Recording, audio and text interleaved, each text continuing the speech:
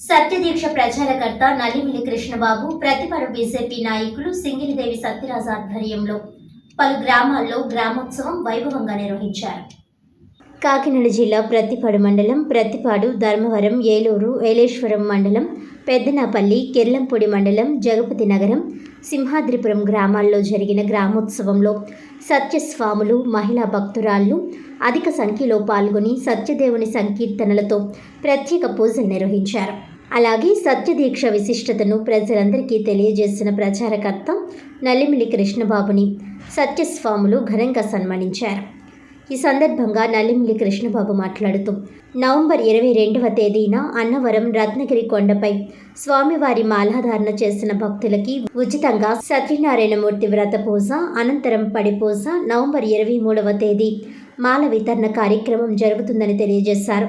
ఈ కార్యక్రమంలో బుద్ధ గంగా పార్వతి, దాడిశెట్టి శేషగిరి, కంద నారాయణరావు, నానపల్లి కృష్ణ, మద్దాల దేవి తదితరులు పాల్గొన్నారు.